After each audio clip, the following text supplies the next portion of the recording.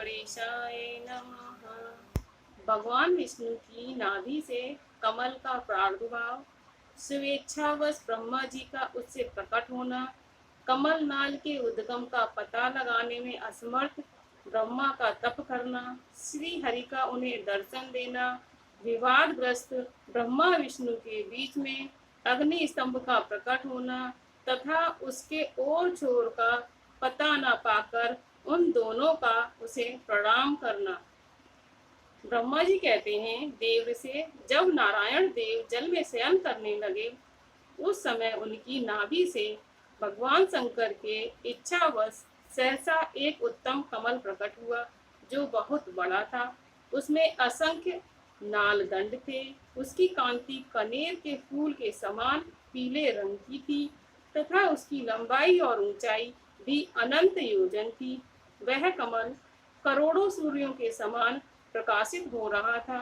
सुंदर होने के साथ ही संपूर्ण तत्वों से युक्त था और अत्यंत अद्भुत परम रमणीय दर्शन के योग्य तथा सबसे उत्तम था।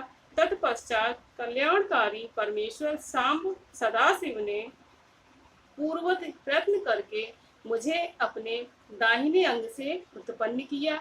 मुने उन महेश्वर ने मुझे तुरंत ही अपनी माया से मोहित करके नारायण देव के नाभि कमल में डाल दिया और लीला पूर्वक मुझे वहां से प्रकट किया।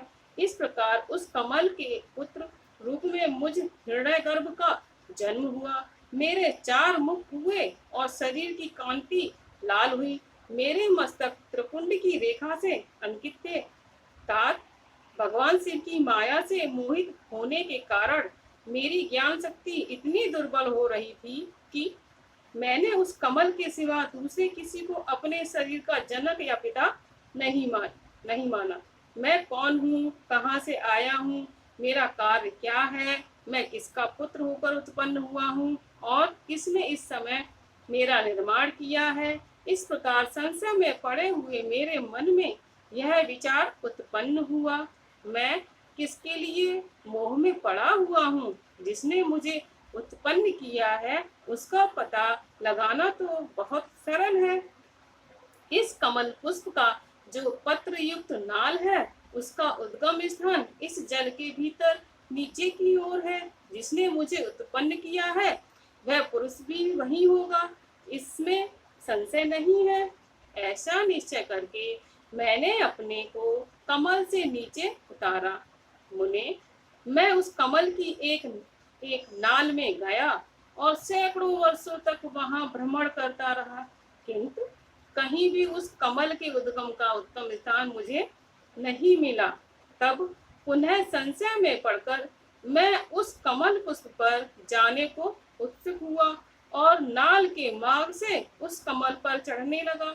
इस तरह बहुत ऊपर जाने पर भी मैं उस कमल के कोष को न पा सका। उस दशा में मैं और भी मोहित हो उठा।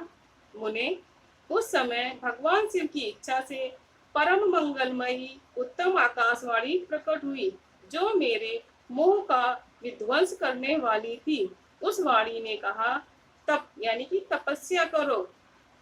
उस आकाशवाणी को सुनकर मैंने अपने जन्मदाता पिता का दर्शन करने के लिए उस समय पुनः प्रयत्न पूर्वक 12 वर्षों तक घोर तपस्या की। तब मुझ पर अनुग्रह करने के लिए ही 4 भुजाओं और सुंदर नेत्रों से सुशोभित भगवान विष्णु वहां सहसा प्रकट हो गए। उन परम पुरुष ने अपने हाथों में शंख, चक्र, गदा, पद धारण कर रखे थे। उनके सारे अंग सजल जलधर के समान श्याम कांति से सुशोभित थे। उन परम प्रभु ने सुंदर पीतांबर पहन रखा था। उनके मस्तक आदि अंगों में मुकुट आदि महामूल्यवान आभूषण शोभा पाते थे। उनका मुखराविंद प्रसन्नता से खिला हुआ था। मैं उनकी छवि पर मोहित हो रहा था। वे मुझे करोड़ों कामदेव के समान मनोहर दिखाई दिए। उनका वह अत्यंत सुंदर रूप देखकर मुझे बड़ा आश्चर्य हुआ। वे सांवली और सुनहरी आभा से उद्भासित हो रहे थे। उस समय उन स्वरूप सर्वात्मा चार भुजा धारण करने वाले महाबाहु नारायण देव को वहां उस रूप में अपने साथ देखकर मुझे बड़ा हर्ष हुआ। तदंतर उन नारायण देव के साथ मेरी बातचीत आरंभ हुई। भगवान शिव की लीला से वहां हम दोनों में कुछ विवाद छिड़ गया। इसी समय हम लोगों के बीच में एक महान अग्निस्तंभ यानी कि ज्योतिर्मय लिंग प्रकट हुआ। मैंने और श्री विष्णु ने क्रमशः ऊपर और नीचे जाकर उसके आदि अंत का पता लगाने के लिए बड़ा प्रयत्न किया, परंतु हमें कहीं भी उसका ओर छोर नहीं मिला।